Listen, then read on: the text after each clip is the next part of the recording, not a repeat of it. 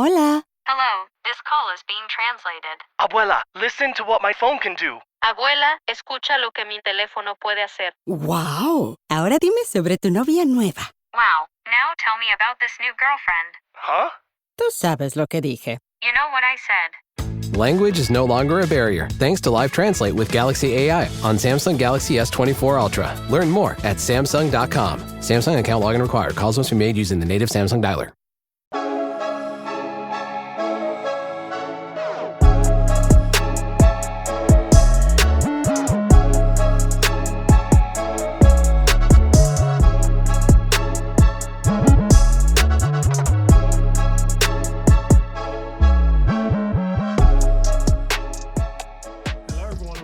To the social media derby. Obviously, we're in for a great episode today based off of what happened this weekend with Man United winning the FA Cup. But we've also got a great episode ahead with our end of season awards. So we're going to be going through all of the best and worst players and teams and managers from across the season so far. But before we do that, obviously, as always, for those of you watching on YouTube, please subscribe to the channel, like the video and share it if you can. Also, feel free to comment down below based off of anything that we say in the show. And for those of you listening on Spotify, Apple, or any other podcasting platform, please follow us and give us a 5-star review if you can. As always, it helps with the algorithm and getting us in front of more people. But let's get on to the show. Ant, how you doing, mate? Yeah, not bad. Still in a state of shock, but, positive. Much better than I thought it was going to be on this pod. I resigned myself to just having to moan and whinge and scream at someone on my own team. But, pleasant surprise, I get to cuss out Man City, so it's beautiful. How about you? There we go. Yeah, no, I'm doing pretty well as well. As you obviously know, I was supporting United in the final as well, because we can't have City winning everything. So I was also pleasantly surprised. And obviously, it's easier said than done as a non-Man United fan to be so confident. But, at certain points in the game, obviously, was trying to help you, nut up a little bit and be a bit more confident of your win. But obviously, a big win for Man United. So let's get on to that then. So a 2-1 Man United win. A lot of things to talk about here, the manager, the performance, etc. Let's get on to the performance first. Obviously, start out with a goal. I can't remember what minute it's in, but it's into the first half. Early doors. A bit of a cock-up between old Gvardiol and Ortega. Manages somehow to head it over his goalkeeper into the path of Garnacho, who puts it away. I think a relatively well-worked goal, but what were your thoughts on the goal in general? Who do you think it's down on? Is it Gvardiol error? Is it an Ortega error? Is it Garnacho just being really good? How did you view it? Yeah, I mean, I think it's obviously a mix-up between the two, but you're probably going to put a bit more blame at Ortega's door, just because I feel like he's probably got to give him a shout, or just probably hang back on his line. If he hangs back a little bit, then he's just going to catch the ball, isn't he? And it's not going to go flying over his head. So I think Gvardiol doesn't do anything too much wrong in that scenario, other than I guess he's got to try and think on his feet when he can see Ortega running up and coming, a lot closer to him. He could probably make a last-minute change of decision. But having said that, he's kind of wrestling with Garnacho. He's running at speed. I feel like it's harsh on him. He's obviously cocked it up, but I feel like it's more of a Ortega mistake than a Gvardiol one. Garnacho just does what he should. I mean, this is par for the course for him, isn't it? Sometimes he lacks a bit of quality, but what you know about him is that he's going to run his nads off and he's going to work hard and he's going to chase sometimes lost causes. So I didn't see anything from him that was like super outstanding, just kind of what he does. We're really fortunate, but we needed it. For us to win this game, we needed to score the first goal, and we needed the first couple really. So and it's interesting that Gvardiol obviously been a star for City. He ends up being, along with Ortega obviously, but also Ortega for the same reasons actually, with the save off of Son. But the two kind of, let's say, stars of their season, at least in the back, end up being the ones that lead to the opener for Garnacho. So it's ironic, but you obviously then went on to a very, very well worked goal, right? So it starts off in your half. Very good play from Bruno to Cobby to Rashford, who sprays one diagonally across the field to Garnacho. You actually see a lot of desire from a lot of players to get up there quickly. You get a nice little cut inside from Bruno to oh sorry, not from Bruno, but from Garnacho to Bruno, and then a kind of a no look, it looks like, from Bruno to Cobby, and then a very well worked finish. Thoughts on the goal in general? Do you think it was? I mean, who do you really think the star of that goal is? It's hard, man. I've heard a lot of people talk about the goal, and at the moment, a lot of the praise is obviously going to Cobby for the finish. I've seen a lot of extra praise being given to Bruno now for the no look pass, which when you actually look at it a couple of angles, you're like, bloody hell, it was pretty good. And yeah, obviously Rashford with a great sprayed diag that goes all the way over to Garnacho. So I mean, it's a beautifully worked goal. I've seen a lot of people. We've had this combos a million times about counter-attacking transition, kind of this bit of football snobbery about that You've been style doing it of for play. 30 years, But, apparently. yeah, exactly. It was Salty Pep was saying that, but we'll get to that later. I thought it was a beautifully worked goal, and I think it's harsh to call it counter because I don't think they were actually like all over the shop, and it weren't like they were super attacking and then we flipped it on them. But it was a transition, so we won the ball obviously in our half. But I really liked every aspect of that goal. I've got to be honest. You weren't really having it, but I really liked Bruno's little shimmy to start the move off. I think he kind of sold Kovacic a kipper to get over to Mainu, but then every single thing after that was executed perfectly for it to end up with the finish. I think Cobby's going to get loads of praise for the finish because he tucked it away, and my King Cobby, love him. But I actually think Ortega, I don't know what he's doing there. He doesn't even attempt to dive, and it's not like Cobby tucks it in the side netting. He actually puts it just slightly to the side of Ortega.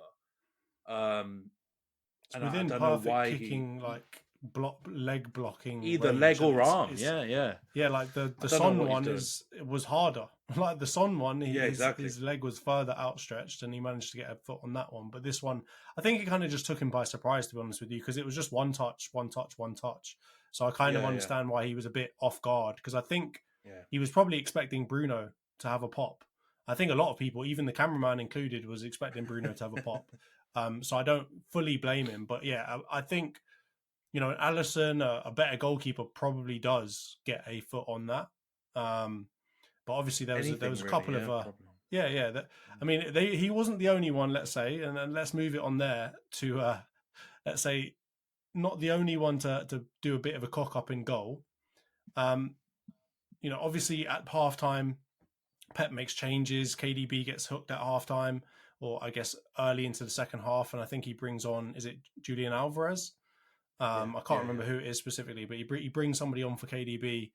And I mean, there's not a massive change really in momentum as far as I can see. Obviously, Man United being 2-0 up tend to maybe sit a little bit deeper, and Man City obviously want to try and pile on the pressure because they've got to chase the game, right? And I think that's natural for both sides. Like if I'm 2-0 up against one of the best teams in the world, I'm not going to be bombing forward and going gung-ho, right? So it makes sense from Man United's perspective. And then obviously Man City are trying their absolute best to try and break through them.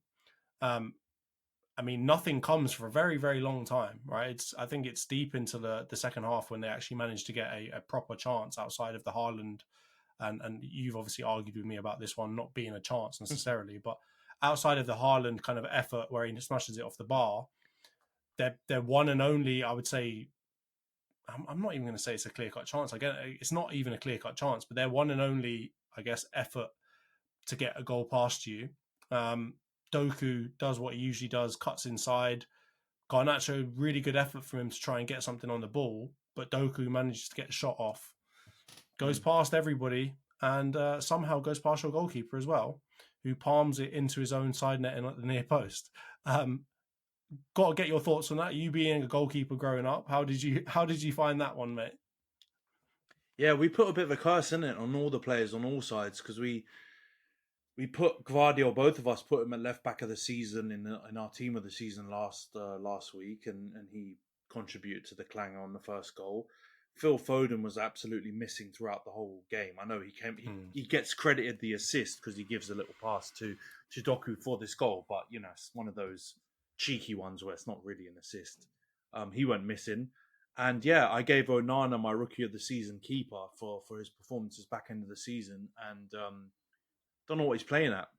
He almost looks like he's trying to catch it, which, you know what, a lot of the time I'm pretty harsh on goalies, and I'll say, why don't they catch things? Why do they punch? Why do they parry things out? But I think that shot was not the right moment to try and catch it.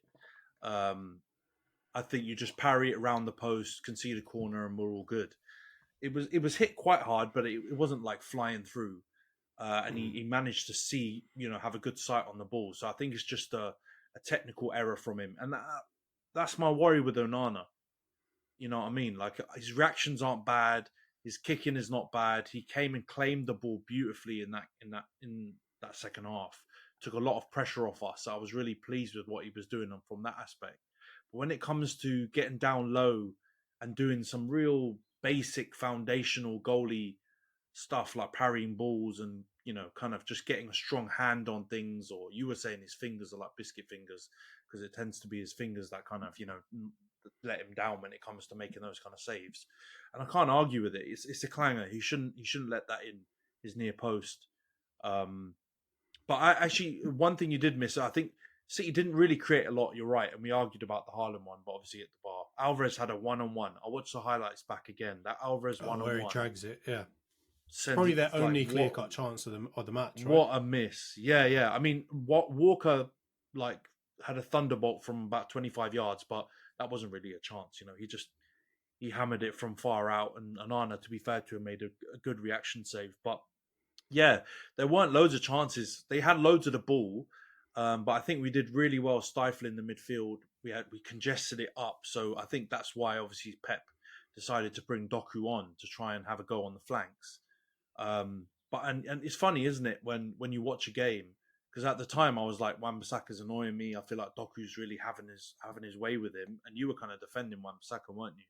And I watched back the highlights, or like the clips of Wan-Bissaka going head to head with Doku, and to be fair to him, he won the battle most of the time. So you were spot on. It was only kind of in the last 5-10 minutes where Doku had a bit of joy with him.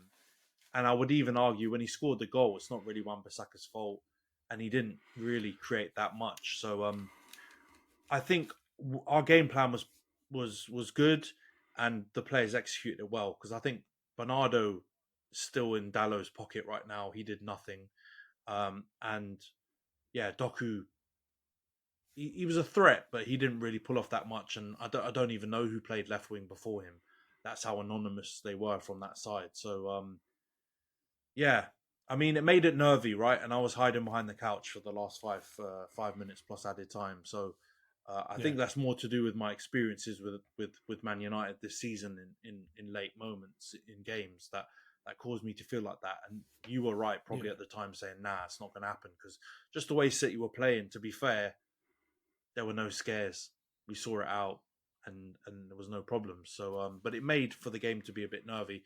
But after the game, I was being a bit greedy, wasn't I? I was like, I don't like seeing that one next to Man City's name. I don't think they deserved to score a goal today, and I feel like we were worthy winners.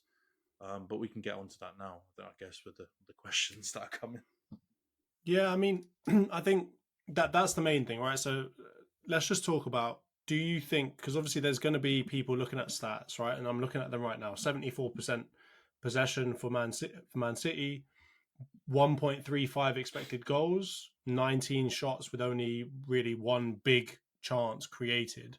Whereas you, 26% possession. Funnily enough, 1.59 expected goals, so a higher XG, 11 shots and 2 big chances created. So, I mean, it kind of it shows like the story of two different kind of games, really. There is like they're dominating possession, having a lot of shots, but not really creating any big chances, whereas you guys don't have the ball very much, but you're able to create big chances and higher XG off of fewer shots and having the ball less. So, I mean, from your point of view, how do you read those stats and how do you read the game on the eye test in general? Because obviously Pep came out and said, did Man United deserve to win the game? I think he says no, right? He says he thinks that City deserved to win the game. He talks about transition football. And of course, a lot of opposition fans are going to be saying, they dominated you throughout that game if you look at momentum, etc. How did you view the game? Do you think, I know you just alluded to it there, do you really think that you fully deserve to win the game? Like, how would you describe your performance versus theirs? Do you think it was an even game? Do you think it was one-sided to your side? What do you think? I don't know if I could say it was one-sided or like, because stats can skew things, or people having the ball, people's view on whether having the ball is king for them, or we talked about maybe some football snobbery towards kind of counter-attacking transitional football, and a lot of people preferring having the ball. For me, we 100% deserve to win that game. We were the better team when it comes to executing a game plan, and I think the XG, even though we had less of the ball, less shots, although more big chances, you said 2-1, right? Yeah. Like we clearly nailed our game plan, and for them to have all of the ball, have 19 shots, only create one big chance. I'm sorry, like I read those stats and I disregard the possession thing, because I feel like with certain teams you've got to just disregard it. When you play City, disregard it.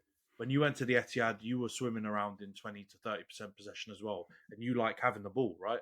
Like that's what's gonna happen against City. Brighton, the same thing. Unfortunately, you've got you can't fight them for possession. You have to try and have a game plan to try and stifle them in different ways and try and come up with a way to hurt them when you do have the ball. And we've tried this kind of tactic multiple times with many different managers. Sometimes it's worked with Ollie a few times. There was a period when we constantly used to beat them. With Ten Hag, it's been mixed. And this season, at least, they've spanked us both times. But this time, he got the tactics perfectly spot on. And now it kind of feels like the last few weeks of the season, he was kind of testing this out. Because away at Brighton, he adopted a similar tactic and we won 2-0. And they're a similar team in terms of having the ball and the way they build the play up and everything like that. So I feel like it was a perfect storm. We got the tactics right.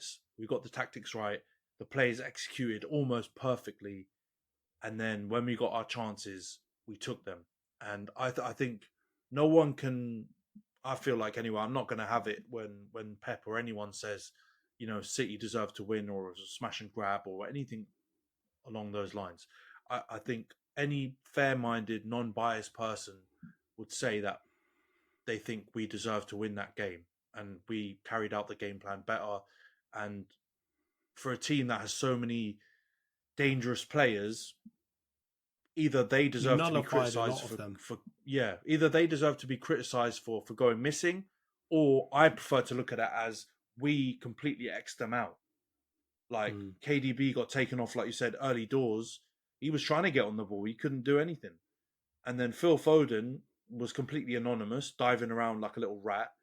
And then, I like Foden, but that's how he was in that game. I mean, he did create himself a chance with hitting the bar, but outside of that, he did pretty much nothing. Yeah, he deserves a bit of credit for that strike because, like you said, it was a half chance really at best, but he made it look like a good chance because he struck it so well.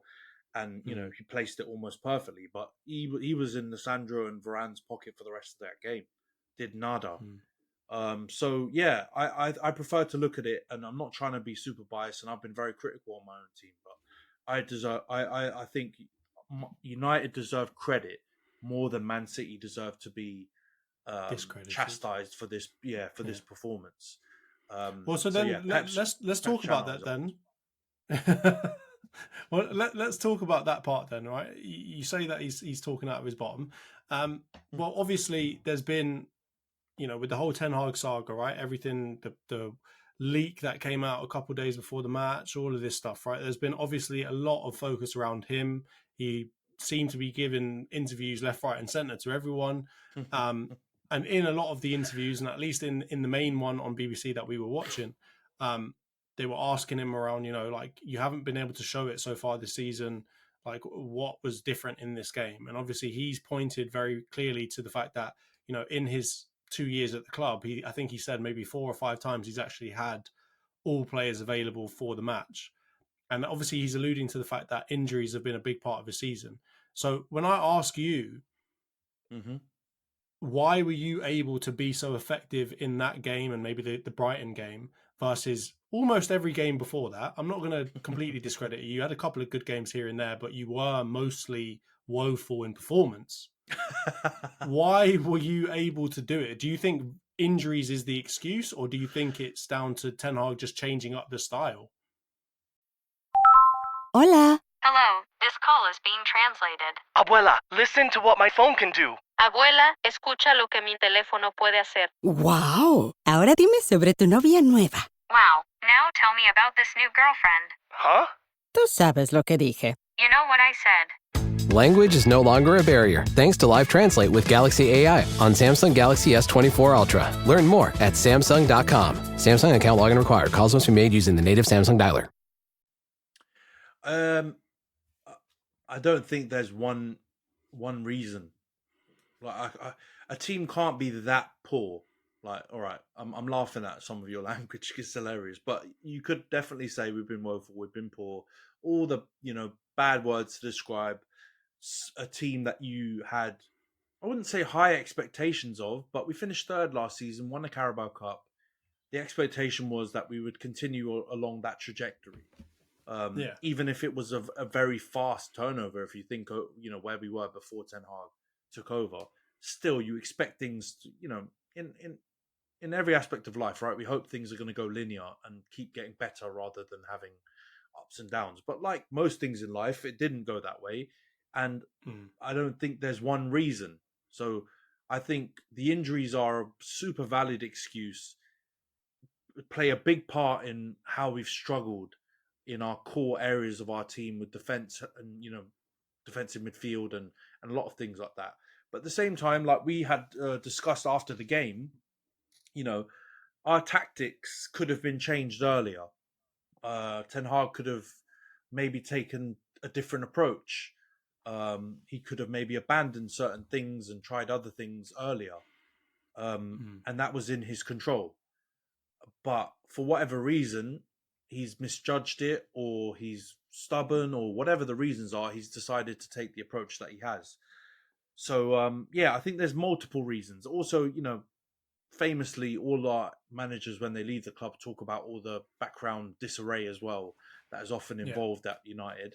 And we can't ignore the fact that we've had not a full takeover, have we? But, we've had all the drama with the sale and all the, people coming in and out, high turnover of people, all these people, the Sancho, all the dramas. But again, you can blame some of that stuff on Ten Hag as well. But or you could give him a portion of that blame as well. So there's so many things, man. So many things. But I think, of course, he's going to argue the injuries, right? He can't turn around and say, I've cocked this up. It's all, it's my fault. He's got to point to something that is out of his control. And the injuries have played a big part. Losing all your defense and playing 70 million different combinations in central defense, or whatever the number is, it's hard to play well with that kind of constant change happening.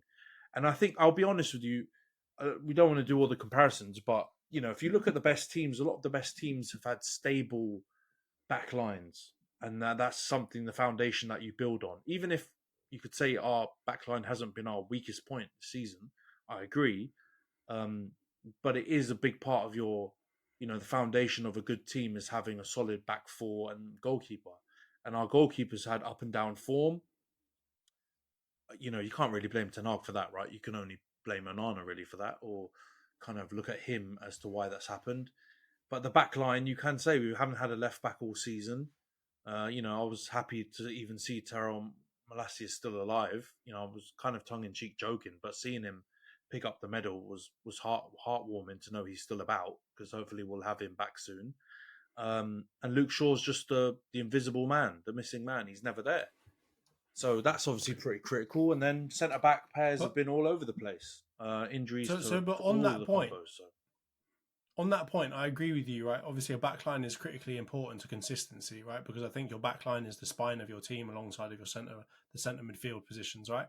So I agree with you wholeheartedly on that point. And if you look at Man City, if you look at Arsenal, if you look at, I mean, even if you look at, teams like Aston Villa, they've had a relatively stable, either they've got a relatively stable backline or they've got a lot of depth in those positions, right? Mm-hmm. Now, on top of that, though, you have to point to the fact that while your backline has not been stable, you could be like Liverpool, which they've also had a relatively unstable backline, right? I mean, obviously their best player has been mostly available the whole time in Virgil van Dijk.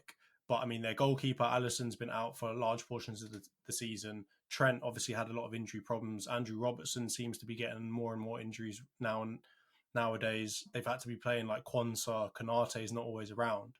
And I think the reason why they were able to really come back from things is because they were able to compensate with their attack, essentially, right? They've got obviously world-class players in their attack, and they've got a lot of depth in that attacking position, so they were able to just continuously come back from games, pull themselves back into it. And I think for you guys, if you weren't going to have your defenders all available, you had to rely on your attackers to really pull you out of bad situations. And unfortunately, they weren't really able to pull you out of too many bad situations, obviously not including the last few games. So I think it's a combination of both, but I definitely certainly agree with you that the injuries in your back line and elsewhere as well have been really important factors to how you are able to field a team and the quality at which you're able to execute tactics. I still would argue that a lot of the tactics this season have been weird and strange. Yeah, no, I agree with that. And even if you execute them well, they still might not win the game. And that's really the issue that I've got with his tactics. But I mean, moving on, obviously with Ten Hag now, he's got a trophy again. So he's got 2 trophies back to back. Not a very good league position. Obviously the worst league position you've had in the Premier League era, but he still managed to come out with a trophy. It looked like old Ratcliffe was not, even despite winning a trophy, was not all that pleased. And obviously there's been all this stuff going on. Do you think Ineos are still going to fire Ten Hag, as has been reported or leaked from so many different sources? And if yes, or I guess if no, if yes, do you want him to stay? So let's get on to that first before we talk about anything else. Do you think they're going to keep him, and do you want him to stay? So I'm 50-50 on do I think they'll keep him. I'm almost certain that if we'd have lost the final, he would have been given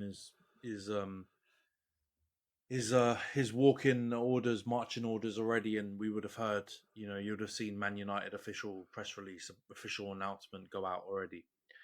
I do think the win, the manner of the win, and the fans' reaction to a lot of the leaks has made them kind of backtrack, second guess themselves, yeah. And now you're seeing all this stuff saying, oh, they're doing a full scale review on the manager this week, actually, and it's not decided yet, 50-50, all this rubbish. So yeah, I think it's 50-50, man. I have to be honest. I really think I was almost certain that the result of the final wasn't going to impact the decision either way.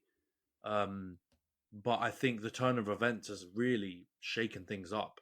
And I'm glad, because I want him to stay. When I look at that pool of managers that are available, and if you look at things now from a wider kind of perspective and lens, you can't sack a manager after finishing 3rd, winning a Carabao Cup, finishing 8th and winning an FA Cup. Like, I know we've been poor and had really shaky moments this season pretty much throughout, but you have to take everything into consideration and also look at what he's done in terms of giving us silverware as well. And I don't believe silverware is be all and end all, because at some point Wigan won an FA Cup but still got relegated. The league position can be so poor that silverware can't mask it. But I just don't think you can sack him after this victory. And you know what I've been saying before this. I've always said, do I think they'll sack him? Yes. Do I want them to sack him? No. Mhm. And this hasn't changed anything, unfortunately. Because looking at that pool of managers that are available and knocking about. Well, let's get into that then. Let's imagine that they do sack him, right? Which is, as you say, it's probably a 50-50 at this point. It was looking more like a 90-10 before the game. Now it seems to have shifted, obviously, with the fact that you won the cup. But if he does go,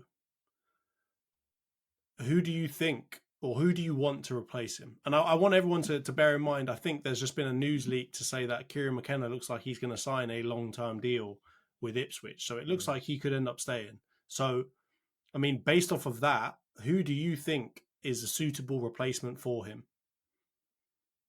Yeah, I'm really glad to hear this news. This David Ornstein see his siren post come up and say Kieran McKenna's going to sign a long-term deal. I think that's right for him and right for us. The only deal I think he could have taken that I could have understood is if he went to Brighton. But I don't think he should have gone to Chelsea or United. I think he's making the right decision. And I think considering that, we'll probably end up going for Tuchel or Poch, I reckon. I don't think Thomas Frank will get the nod as much as you love him. I don't think De Zerbi will get the nod either. Interestingly enough, it looks like Chelsea are going to get Maresca, right? So De Zerbi's going somewhere. We just don't know where.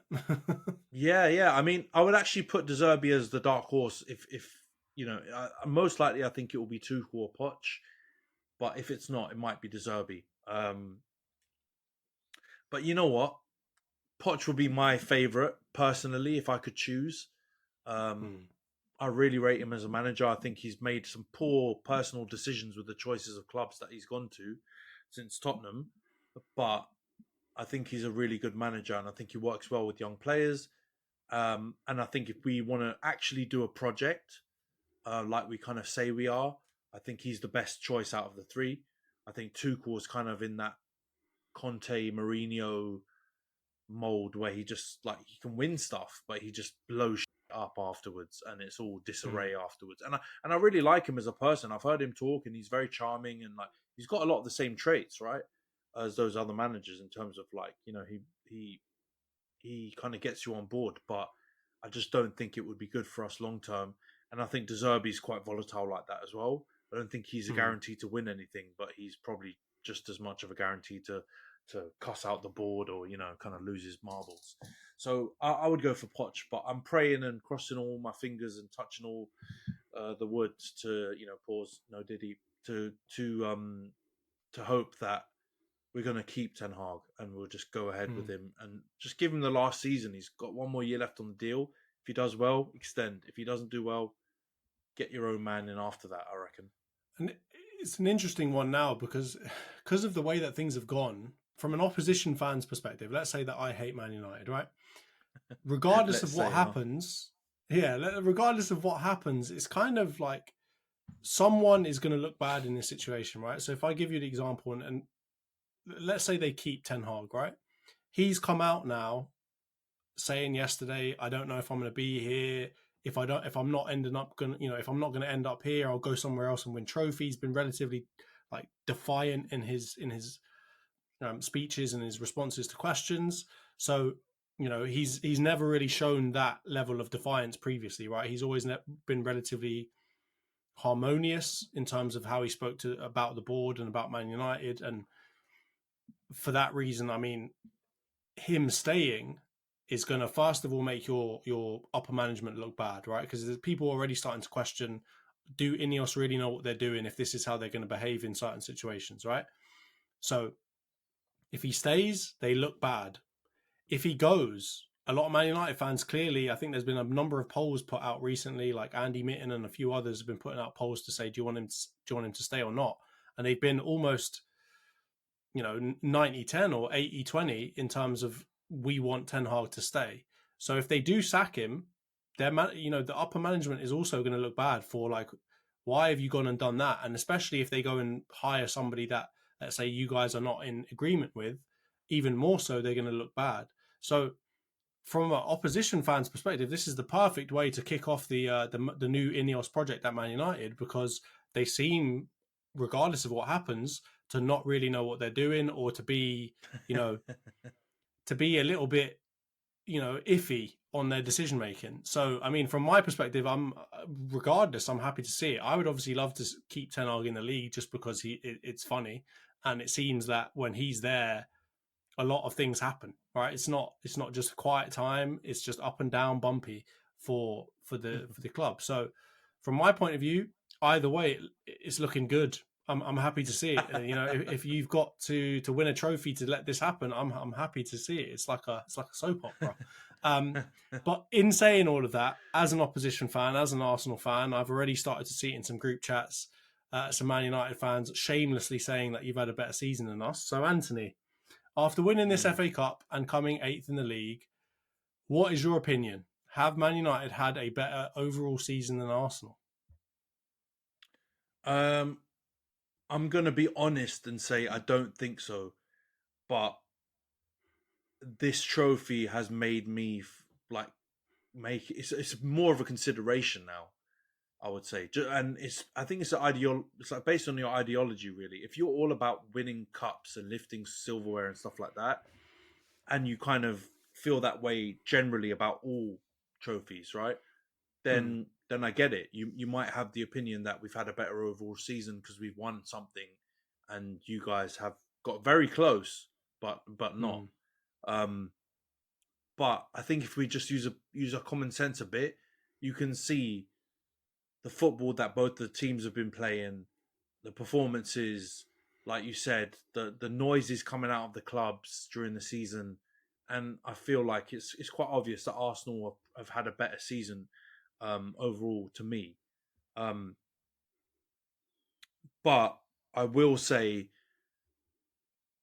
you guys can't keep kind of having these kind of seasons where you're not only it's not only trophyless, because I'll give you an example. Yeah, let's say you guys finish second, but you're maybe not as close to Man City as you have been this year, but you get to semi-finals, finals, quarterfinals, maybe of other.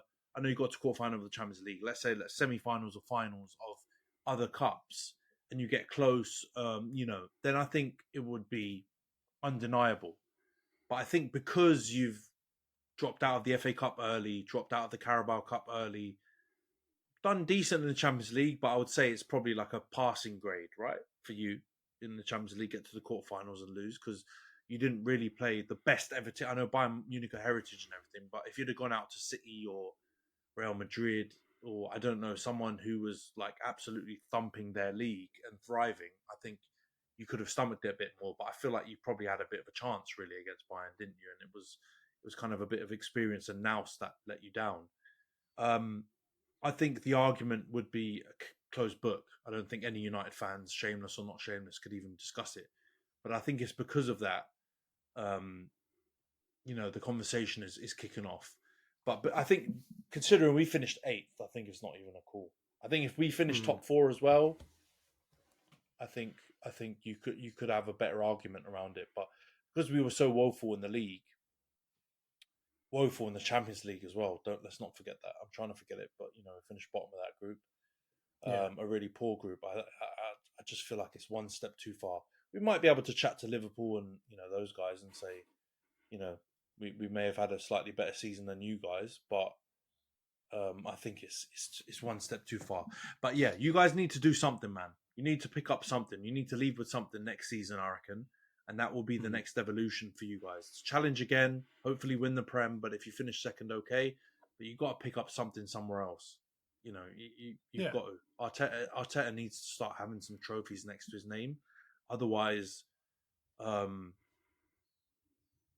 it just feels like a bit empty. Like you're doing so much, and I understand you're proud of the performances, everything's doing well, but you've got to have something to show for it.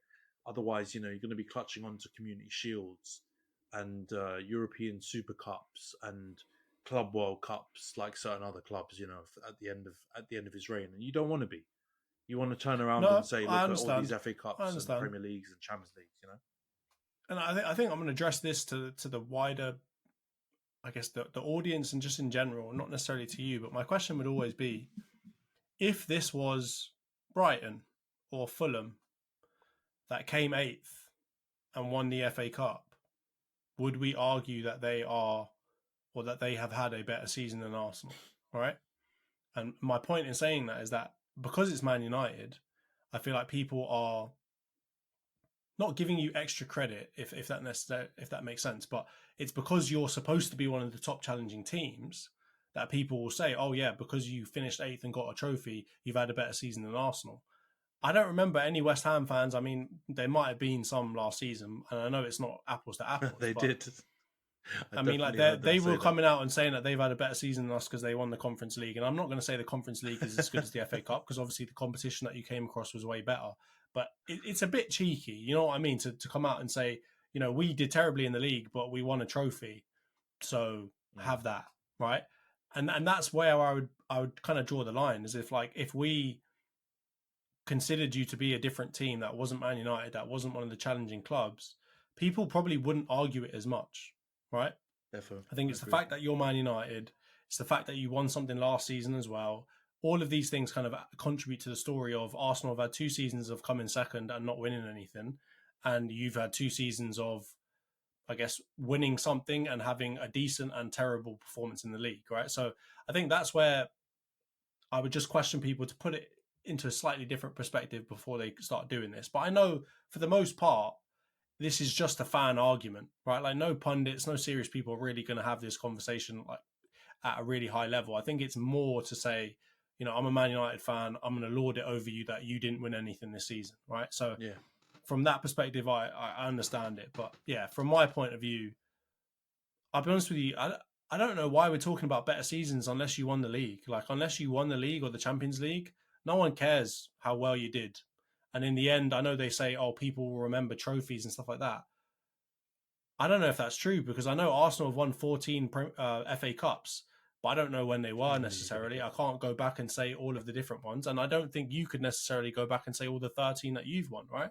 Alongside all the, you know, the league cups that you've won. Some stand out, though. Some stand out. Yeah, though, of course, some stand out. But I think my point is that people say, you know, oh, no one will ever remember a second. I remember quite clearly people pulling up, you know, Man United coming second under Jose being his biggest achievement. I know people will say stuff about Tottenham coming second to Leicester, or I can't even remember if it was them. But yeah, there are some seasons that stand out to people coming second. And I honestly, unless you win, in my opinion, unless you win the Premier League or the Champions League, the rest of them don't really matter. And that's obviously coming from a person who supports a team that hasn't won anything in a while. So, you know, from my point of view, unless you're winning the league or the Champions League, I don't think really we even should bother talking about it, because it's a bit sad, isn't it? So it feels like a very Tottenham fan type of conversation to be having. Is my point. Well, no, I think every season you got to look at what trophies. Like we all want to win something. I think the top aims should always be, like, I agree with you on that point. Premier League and Champions League should be your top aims for sure. If you're not able to be in that position, which unfortunately not every team, big or small or whatever size, is in that position. I'm not saying money-wise, I just mean like in terms of the progression, the harmony of your team. You've got to go for what else you can get. And at this period, pretty much since Fergie's left, really, United have been a cup team. We've had a couple of second-place finishes, but we've been miles off it in reality, right? We haven't really had any races. And we found the most joy in cups. So I don't think there's any shame in that. That's all good. But I just think the shameless part is just how bad we've been in the league. And I think last season there was a bit of an argument because we finished third and won Carabao Cup, and you guys finished second. And Sergeant and Mr. Smith, you're going to love this house. Bunk beds in a closet? There's no field manual for finding the right home. But when you do, USAA Homeowners Insurance can help protect it the right way. Restrictions apply. Won trophies. Then it's a bit of a debate, right? But because that outlier, that stinky number 8, as much, you know, we love 8s, but stinky number 8, I don't think this is just like you said. It's just a banter thing. And I think you could argue manager to manager who's been more successful. You know, you could use the trophies and throw things in. But as clubs, come on. Like, you know, it's just not really a convo, isn't it? Like, yeah. Just for banter purposes, yeah, we've been better than you. But yeah, let's move on. All right. Well, congratulations, mate. I've got to say it to you. Ten Hag, whether he stays or not, congratulations to him and the team. Obviously, it's great to see Kobe and Garnacho and Hoyland and so on. These young players get a chance to win something as well, especially after the disappointment of last season. It's nice to see some of those young players be able to turn it around. At the same time, I've got to say, Ten Hag, mate, please just, if you do stay, stick some socks on, would you? Socks, smart shoes with a suit. You know, come on, do something. This isn't a fashion show, but I mean, at the end of the day, come on, mate, you're better than that. Yeah, exactly. London Fashion Week. But obviously, yeah, that wraps up, I guess, the last Premier League / English football conversation to really have around actual games. Wait. Now... We need to stick it to Man City first a little bit. We need to stick it to Man City a little bit just before we move on, please. Pep, Rodri, who else is a mouthy little prick? Bernardo, who else? There's other people too. A lot of your, a few of your fans that you have, hold it firmly and tightly, because the amount of breeze you guys have been chatting in the media or whatever, you had a go at Rodri last week, yeah. So we can all have a little pop. Yeah, you're going to have to hold this firmly and tightly close to your heart, because I've already seen Pep in their little Mickey Mouse parade that they did today or whenever it was, and he was saying, "Oh, trust me, don't worry, FA Cup next year, we'll take it." They're hurting, and I'm so happy that we're able to just send them off into their holidays with an L, because that's the only beauty of how bad we've been. We going off into the sunset with an FA Cup, with a W against them in the last game before we go off to our holidays, and they're going to have to hold on to that next season, and it's beautiful. So yeah, take that, you dirty bastards. Yeah, and I mean, donkey of the week or donkey of the day, Pep, Rodri, and the Arsenal social media admin. The three of you, terrible. No more talking. All right, I don't want to hear anything. Whoever scheduled that post yesterday, you are shameless. Wow. And you don't represent the Arsenal fan base. Just let them have their moment. All right, we don't need to talk about 13 versus 14, because you never know, they might win another one next year, and then what are we going to be able to say? So let's just leave this alone. All right, give it a couple of days, give it 48 hours before you have to do this. All right, so donkey of the day for the three of you. No more of that, please. All right, I expect it from the City lot, but Arsenal social media admin, you're better than that, mate. But all right, let's now move on to the end of season awards.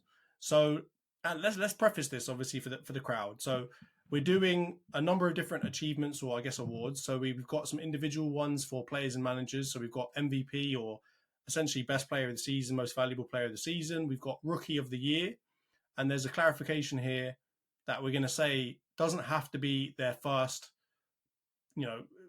games in the season or in the Premier League. It could be players that have played a few games here and there for other teams or for their own team, but really have had their standout season this year. We've got most improved player of the year, which is self-explanatory, signing of the season, flop of the season, manager of the season. And then we've got some team awards of biggest overachiever, biggest underachiever, performance of the season, and we're talking team performance of the season there, not player performance. And then lastly, we've got game of the season. So with all of those awards, we are not only including the Premier League, all right? So we're talking about any competitions that were played by a Premier League team this season. It could be FA Cup, could be League Cup, could even be technically Champions League, as well as Premier League. So we'll kick it off with obviously the most important award. That is the MVP. I don't know if we're going to have too much disagreement here, but Ant, who have you got as your most valuable player of the season? So I was very tempted to go for Ollie Watkins, but interesting. I've decided to go with the popular opinion, despite his all-time stinker in the FA Cup final. I'm going to go for Phil Foden. I think this was his City year. City won the league because of Phil Foden this year, and to do that in a team full of De Bruyne and Haaland and all Bernardo, all these Rodri, all these players that are basically top 5 in their position in the world, is one mean feat. And he scored unbelievable goals. He's developed that screamer. I think we talked about it on the pod last week. Developed a screamer now that he maybe didn't have before, and he scored really important goals. So I think that's probably a bit of a tap-in one, and I guess you've gone for the same thing, right? I have, and I've done it for similar-ish reasons, but I just think when I think about the MVP award, I'm thinking about who's made the biggest difference to their team and whose team has done the best as a result of that. And I think, I mean, obviously there are other players to talk about. You know, you've got Cole Palmer, you've got Odegaard, you've got Rice, you've got, Alexis McAllister, even if you really want to shove him in there. You've got Ollie Watkins. You've got players that have really made a massive difference to their team. But at the end of the day, when you look at the teams across the league, Man City are the ones that have come away with it, right? They've come away with the biggest trophy of any English team this season. And I would argue that Phil Foden is the major reason why. And I know that a lot of people put Rodri with his unbeaten streak in there as the major reason why. But really, if you look at it, Man City lacked something in their attack. Without Kevin De Bruyne around the whole season, they really were lacking something, right? You know, the Dokus of the world, the Haalands, they all need somebody to link things up for them. They need somebody to put the team on their back. And I think Phil Foden did his absolute best Kevin De Bruyne impression over this season. And I think had De Bruyne done a similar type of performance across the season, we'd probably be arguing that he was the best player of the season. So from my point of view, Phil Foden, you know, as much as I said Saka was better than you and all that stuff, and we'll get into it another time, I'm sure, next season, but you really went against everything and just really played out your skin. And as you said, developed his game. You know, everyone argues he's technically really, really good already, but I never saw him being a person to slap screamers in. I didn't see that being part of his game. And he really has managed to develop parts of his game that I think he didn't even have to really to still be a really good player. So I think there's no arguments there. I think Foden really does deserve that. But let's move on to Rookie of the Year, Ant. So obviously we did the whole rookie team of the season last year. There were a lot of different players, different names in there. This player, on my side at least, was not in there. But who have you got for Rookie of the Year? I think we're going to say the same person on this, and this will be quick as well. I'm going for Cole Palmer. He technically couldn't get in our rookie team of the season last week because we did it on players who'd never played in the Prem, never touched of grass for any minutes, which he obviously had for City here and there the season before. But now I just think it's undeniable, man. The amount of goals he scored. I know you're gonna, penalty army. You're gonna start coming out and start telling me how many pens he scored, but it doesn't matter to me. Like those penalties, I think, should score points for him because of some of the pressure point penalties that he's taken. I'm thinking that one against United to equalise, the one against City in the dying minutes and peeing it down with rain.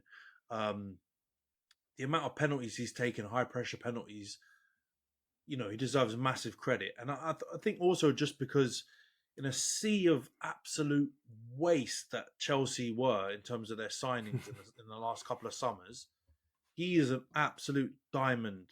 And, I'm praying with every little bit of me that he's going to turn around at some point in the next couple of years and say he wants to go back home and he wants to, play for his childhood club, because I don't want to see him play for Chelsea.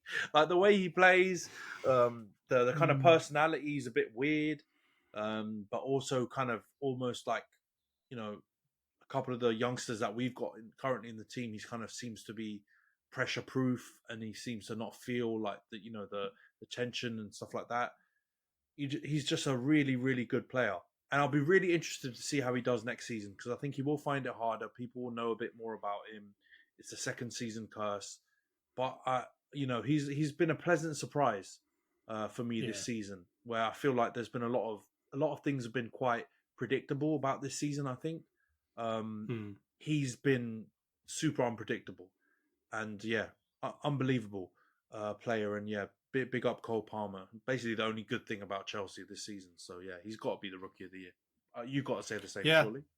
No, I've got him in there. But, again, my reasons are going to be slightly different because for Man City, when he did play last season, he did look class. Like, I will say this, right? There was a couple of times where he came on late sub type of thing and really looked like he added something to their team. And technically, he looks really good.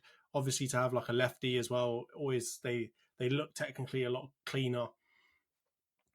But the main plaudit I've got to give him, and the reason why I've given him Rookie of the Year, is because to go from Man City, where you're not getting a lot of game time, where it's a pretty big decision to make, right? Because you know you're guaranteed success if you stay there, right? If you can stay in there like Foden, like whoever it is, and just be patient, you know you're going to be guaranteed to win 6 Premier Leagues by the time you're whatever age, right? To make that move, and to make that move to a team of all teams that has made so many different signings at the same time, right? That has essentially a new manager, new ownership, new everything, right? A very, very unstable environment. To make that move requires a lot of confidence, right? A lot of confidence in yourself, first of all, but a lot of confidence generally that things are going to work out. And then on top of that, to actually then go and say, you know what, I'm going to put the team on my back, and I'm not going to be dragged into the mess that everybody else is in, right? Because you've got to think of all those signings, surely not all of them are terrible. Some of them have got to be decent players. And the issue is, when you're surrounded by rubbish, you end up becoming a bit rubbish, right? And it's very difficult to say, you know what, no, I'm not going to be like the rest of you. I'm going to be better. I'm going to do things differently. Even if I'm being badly managed, whatever it is, I'm going to go and do things differently. And I think that's why I want to give him this award, because, man, it's so easy to fall into the sea of rubbish and just be like, you know what, I'm going to hide behind everyone else and we can just blame it as a team thing. He said, you know what, nah, it doesn't matter. We're not going to win the league. We're not going to get anywhere near it, but I don't care. I've got some personal pride in my performances and in the team. I'm going to do my absolute best to get these goals.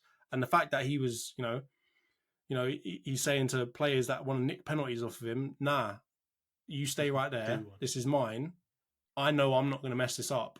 Nicholas Jackson, you very well could. So, all of that accountability that he had in a team that apparently has no accountability really, is really impressive for a player that age. And as you said, maybe you just have to be a bit weird to be like that, right? Because it's that stone cold part of him is probably the part of him that makes him so good.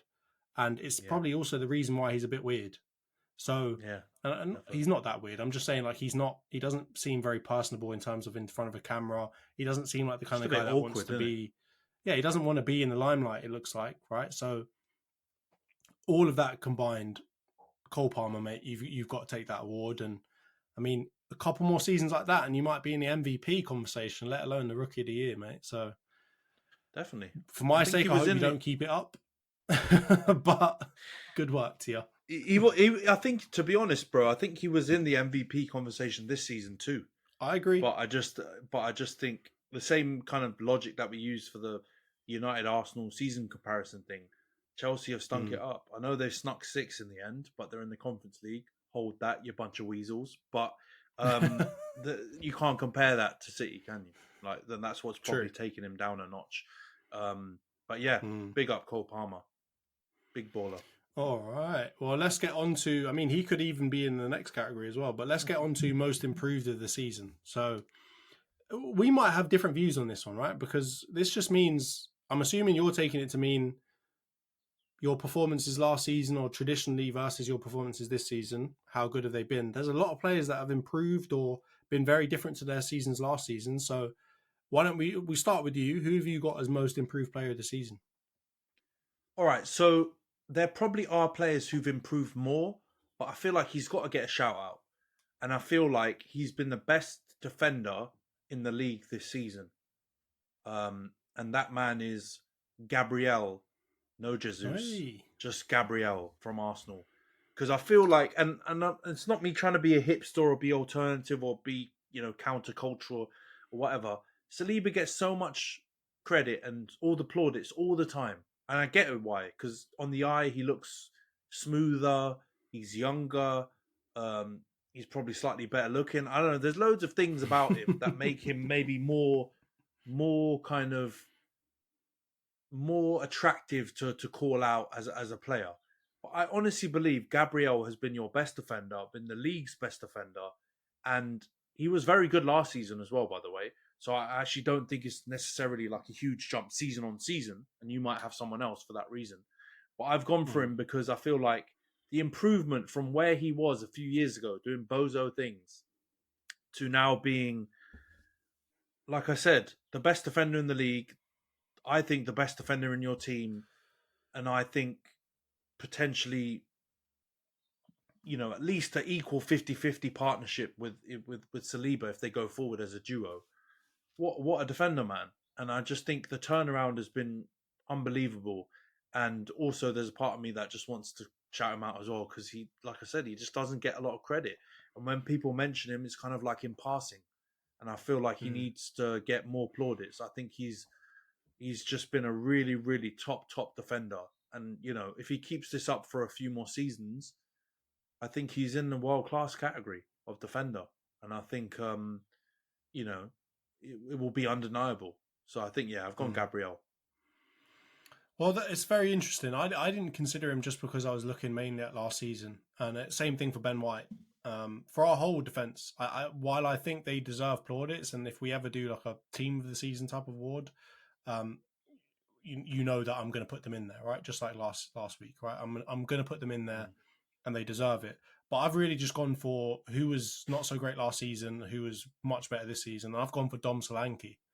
So fair enough. That's a good. Obviously, shout. Dom Solanke was decent-ish last season, but I think Bournemouth have really outperformed where they should be, right? Like, if you look at their team, it's not that good, man. And I think he's a main reason why they were able to be where they ended up at the end of the season.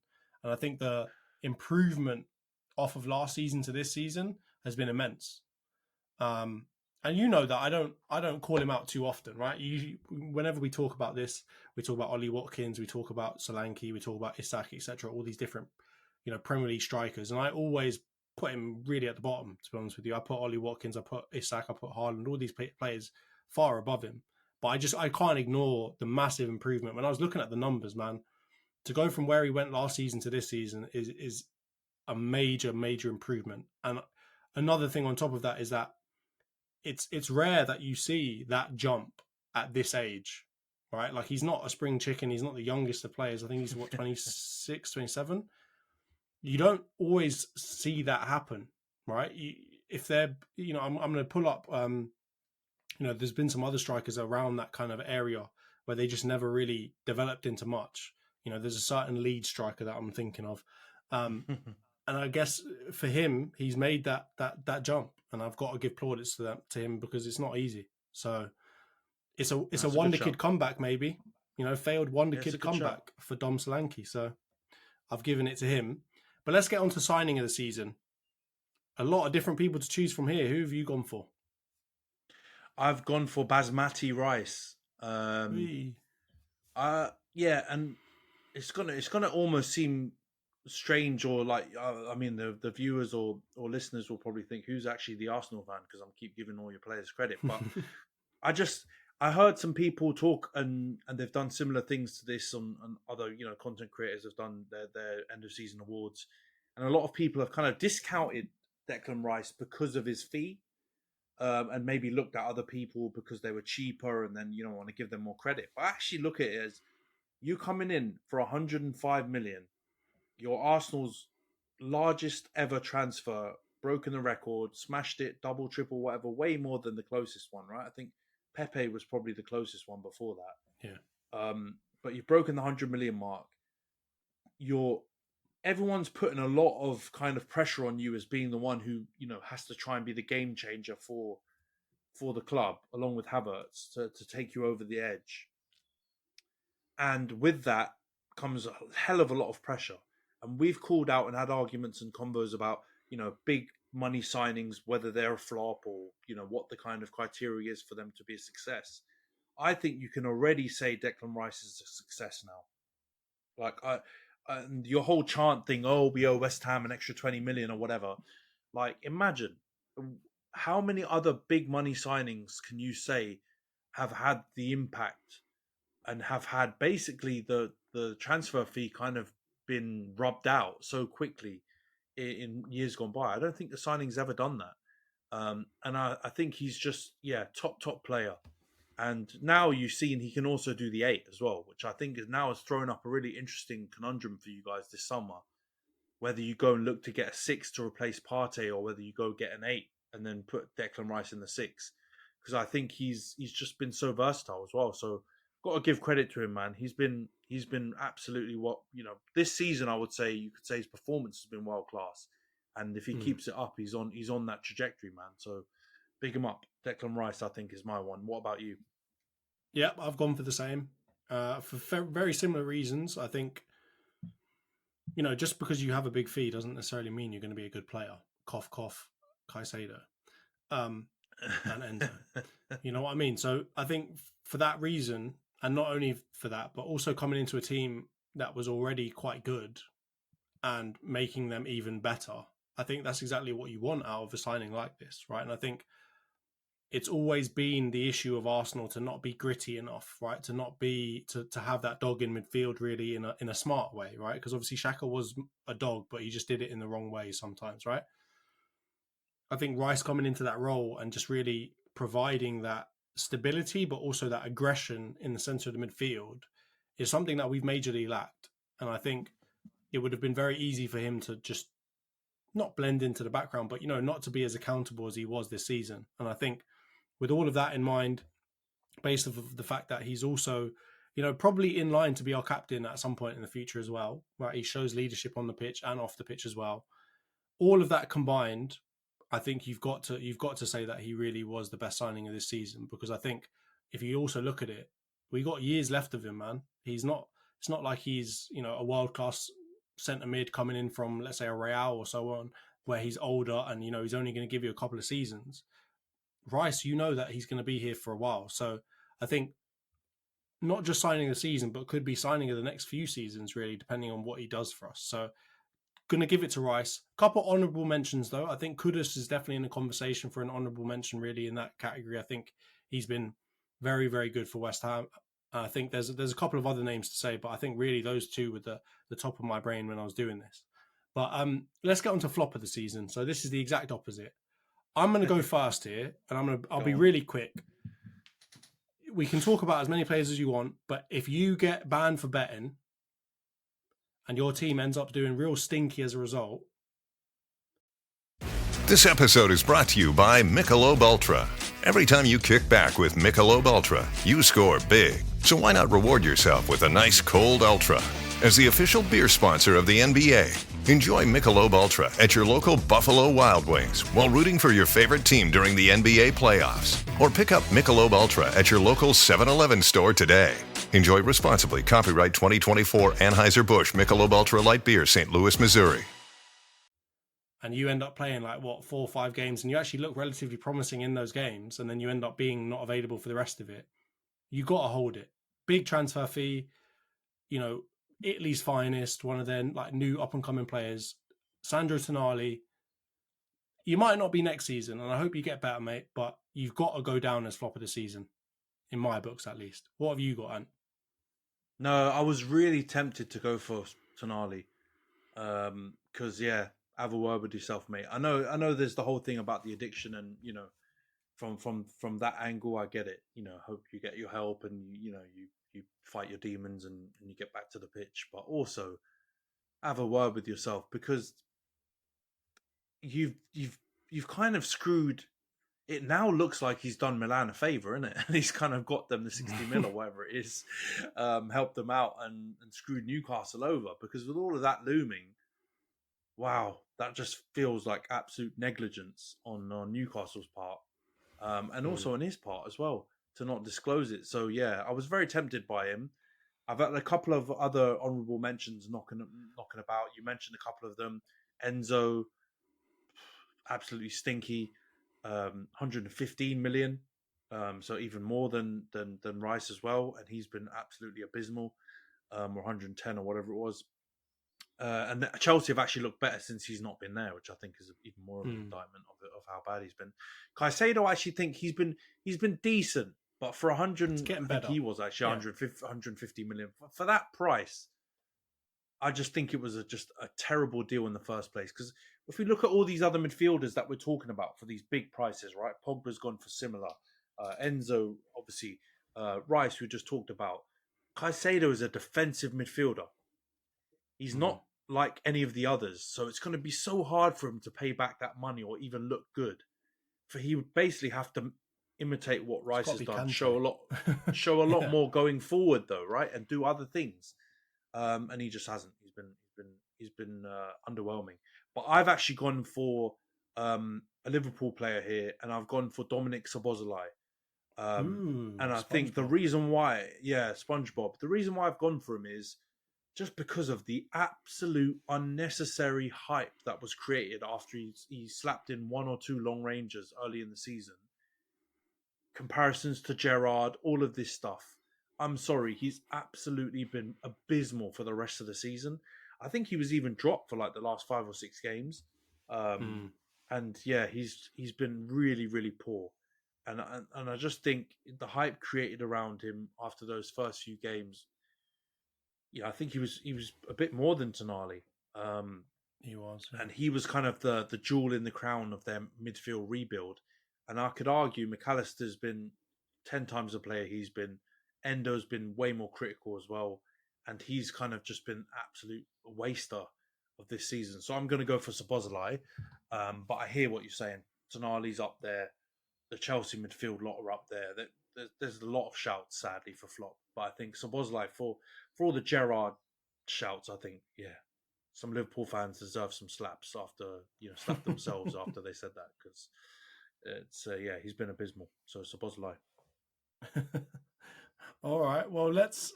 I can't fully disagree with that one. I think, he has been abysmal, and I think Liverpool fans obviously went way too big on him. So count yourselves responsible, Liverpool fans.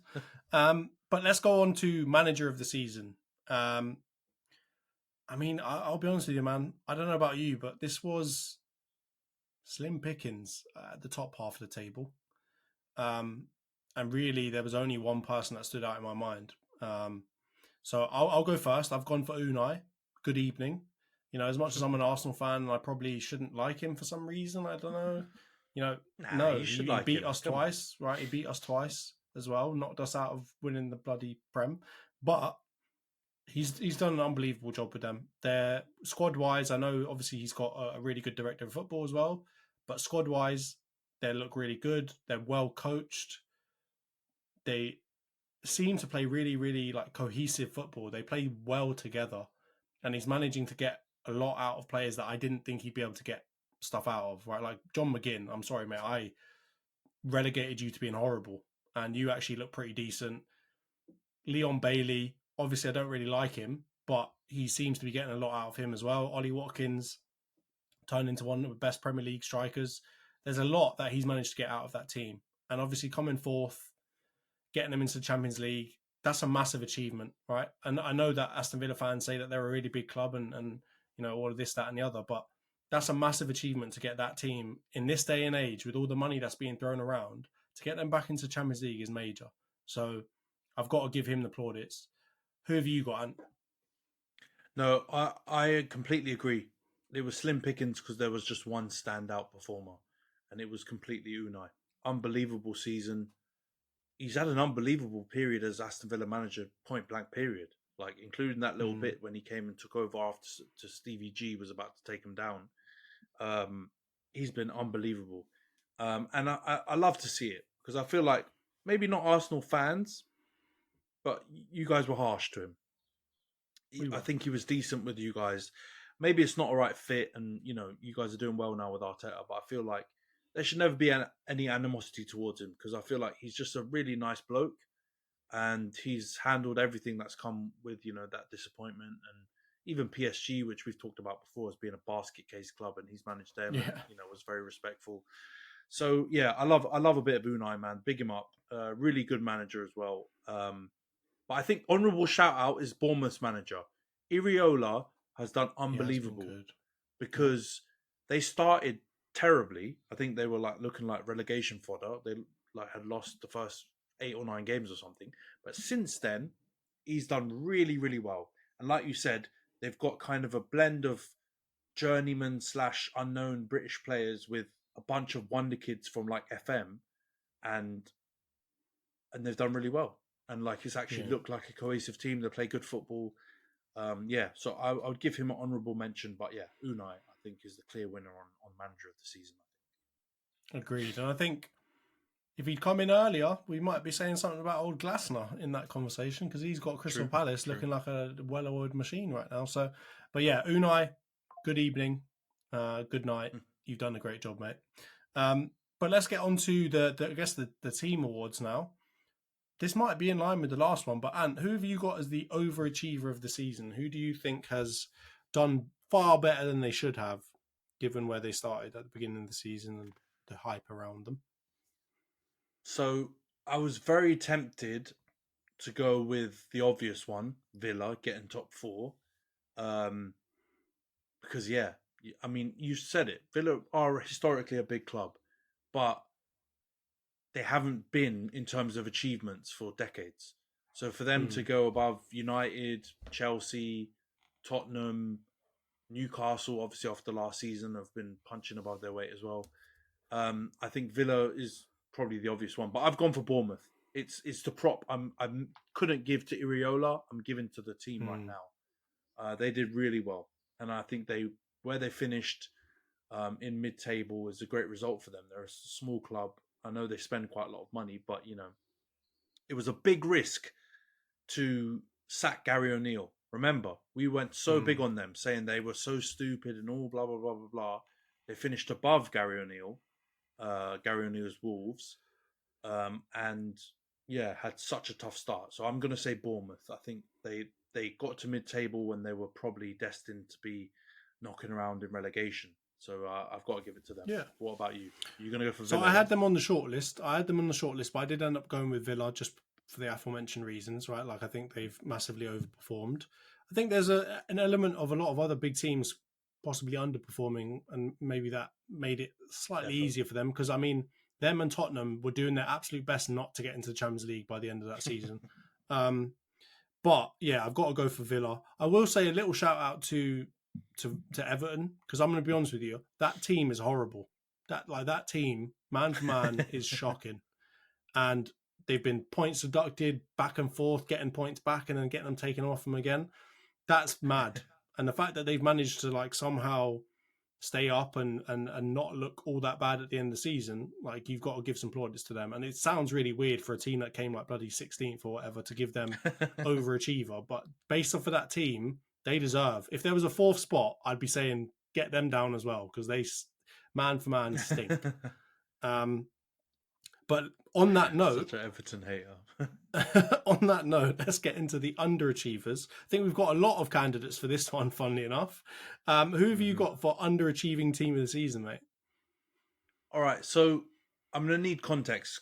I'm going to have to give context, right? Because sure, it goes back to what you said earlier. We're not just talking about the Premier League.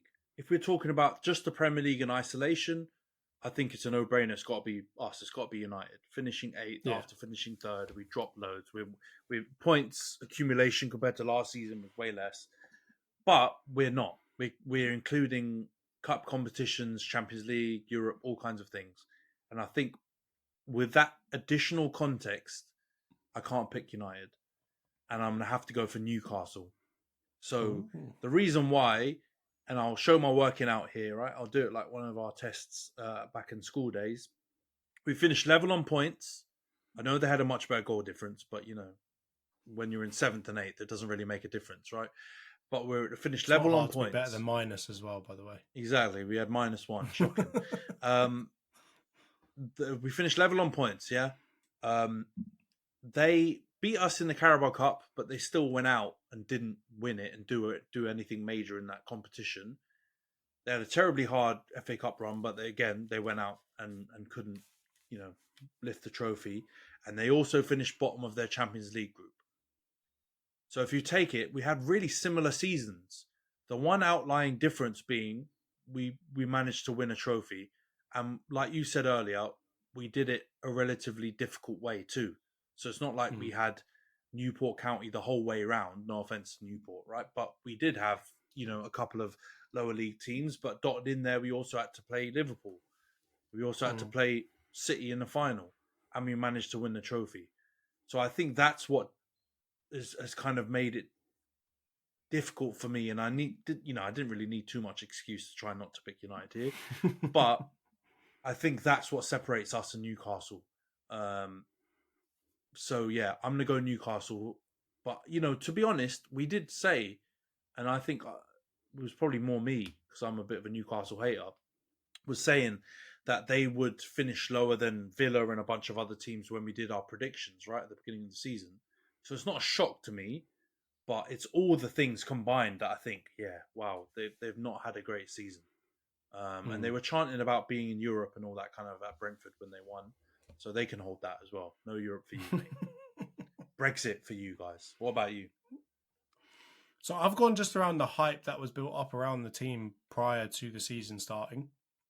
And the fact that they've ended the season in, I'm going to say, pretty bad shape. And I'm going to go for Brighton.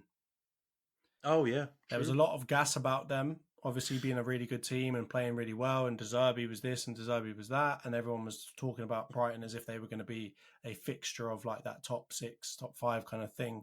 And that they were just going to keep on going. Now, I do take into account that they've lost a lot of players. But the fact is that they got the money from those players, right? It's not as if they got stolen, like players stolen off them for low fees or anything else like that. They got a lot of money for those players and sold. Yeah, like in terms of the players that they sold, they had a lot of money left over from those things. I know it was relatively late in the season and stuff like that, but they had a decent chance and they still had a pretty good team left over afterwards. And apparently one of the most exciting managers in the Premier League. And the fact that they've now ended the season without that manager, and depending on who they get in next, it could be an iffy time for Brighton, right? I know that they're really well kind of managed or run, but depending on who they go for next, it could be a different Brighton that we see next season and so on. So I've gone for them, but I definitely think there's a shout for Newcastle. I think there's a shout for Man United, of course, but another big shout for Nottingham Forest.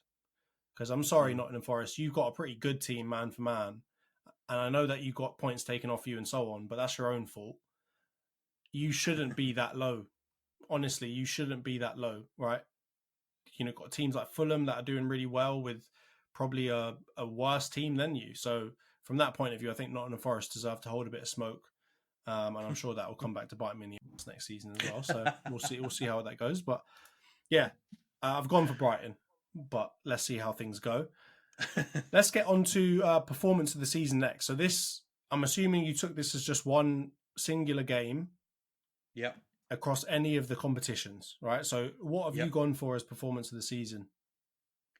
I think I know. So no, I think I think you've misread this. So I went in purely in terms of like the quality of the performance. I've not gone for like, the emotion or anything else that comes involved. I've actually probably gone more for that kind of direction for the next and final category of the awards. But for this one, it was hard for me because I've said it to you off camera and I feel like I've said it on camera as well. Arsenal for me have played the best football this season. Yeah. In the Premier League of English teams. So it's one of the performances where you absolutely slapped a team silly, which you did quite a few times in this second half of the season. I'm thinking Sheffield United 6-0. That was disgusting, really. It was done in like 25 minutes, pretty much. And you absolutely pummeled them. But you have to factor in that Sheffield United are absolute shit. So, it's not really it's not a lot of, resistance that was put up. The West Ham 6-0, that was pretty impressive as well. Generally, you'd say West Ham are a good team, but they kind of just fell over and, Vaseline themselves up for you. So that was I can't really say them. But I will say the one I've gone for is Arsenal at home to Chelsea, 5-0. I think you absolutely destroyed them. And I think for the first half, Chelsea put up a bit of a fight. But once you got that second goal, Havertz, I just think it was so impressive the way you absolutely dispatched them. Because if you look at Chelsea's back end of season form, they've been decent. And they were kind of upward trending and you just absolutely slapped them back down. And there was so much pressure around that as well. You obviously had the Spurs game coming up and the United game coming up and you're chasing Man City. And again, this is going to make me look like an Arsenal fan. But, I was genuinely supporting you guys at the back end of the season. And I feel like that game was a potential banana skin.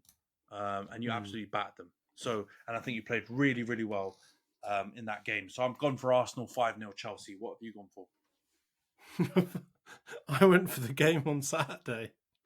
because of the fact that Arsenal slapping Chelsea is, in my mind, what we should be doing.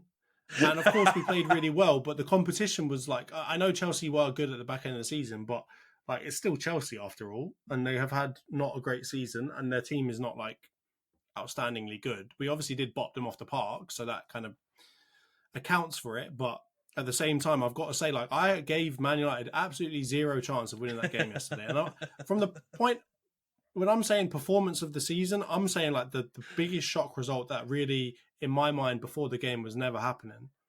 I've got to say that Man United beating City with all of the stuff that was around it, right? Like the 10R gas and all that stuff going on before it. The fact that Man City were, just won 4 in a row. They should be coming off of a high, all of this kind of stuff. The fact that you've done that on the biggest occasion that you could like theoretically have in English football is mental. And I think you've got to get plaudits for that, right? Because I would feel differently if I felt like you stole the match, right? Like if you stole a result, if you just kind of smash and grabbed one, I wouldn't give it to you. But the fact that you actually deserved to win it in the end is so different to what I would have expected to happen in that match, right? They really are, man for man, clearly a better team than you. Off of the last 5-10 years, they've been a better team than you. It's the final of a competition. You'd expect them to just do what they've got to do, even if they don't smash you. But the fact that you did that to them, it's great, right? From a anti-Man City supporters perspective, hold that City, hold that Rodri. The Man United soap opera continues. So I'm going to give it to you, mate. But I will give a shout out to Villa beating City. I'm going to give a shout out to Arsenal beating City as well. Pretty much anybody that beat City was a candidate for this award in my mind, right? Wolves beating City. Anyone. Oh, that's a good one. Wolves beating City was good. Wolves beating City is a good shout. The other ones, I feel like you're running agendas, and I love it. I'm here for that agenda. But the Wolves one, yeah, that's impressive because Gary O'Neill deserves some mention within all these awards because I love me some Gary O'Neill. Unbelievable performance. They kind of dropped off back in the season, but yeah, that one, beating City was wow. Big them up. I know Hwang Hee-chan kind of gave someone an elbow somewhere in there. But the fact also, the fact also that he was the Korean guy before that and he managed to slap Pep down, beautiful. Yeah, I think good shout. I like that mention as well. That's a good shout.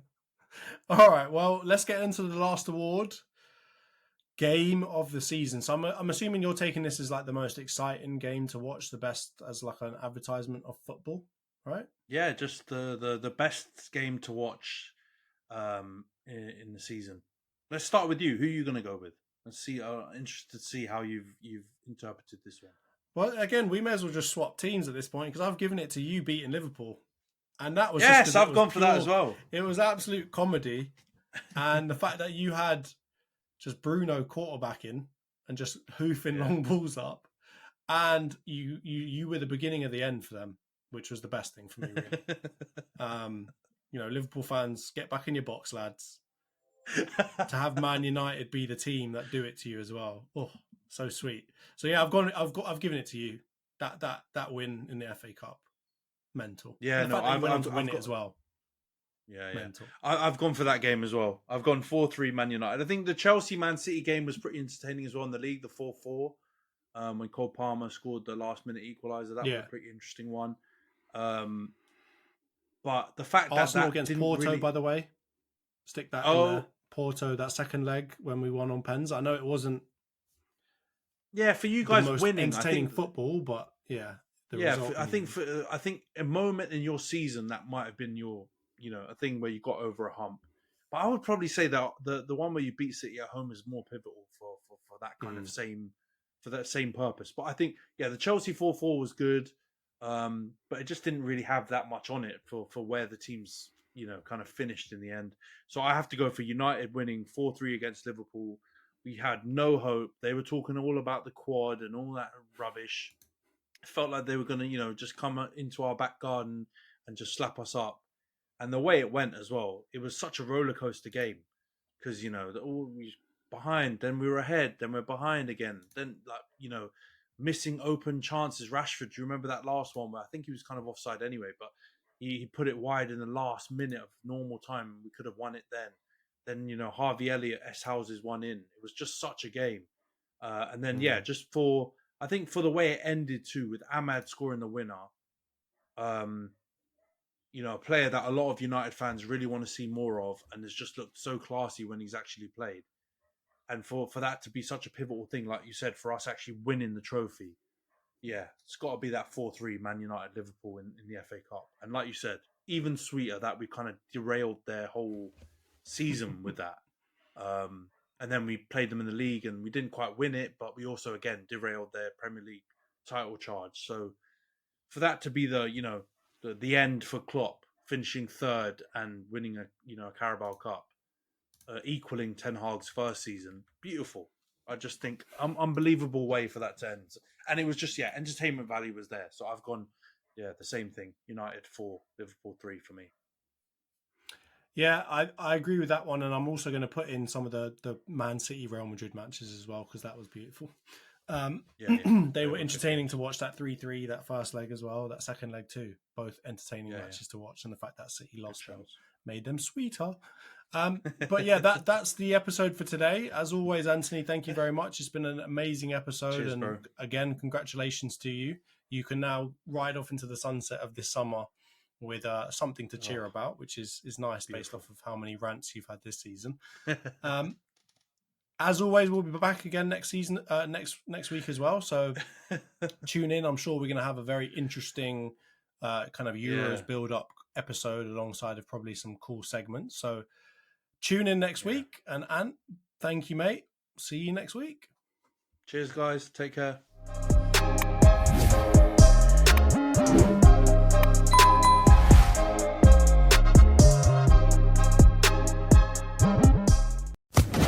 Social Podcast Network.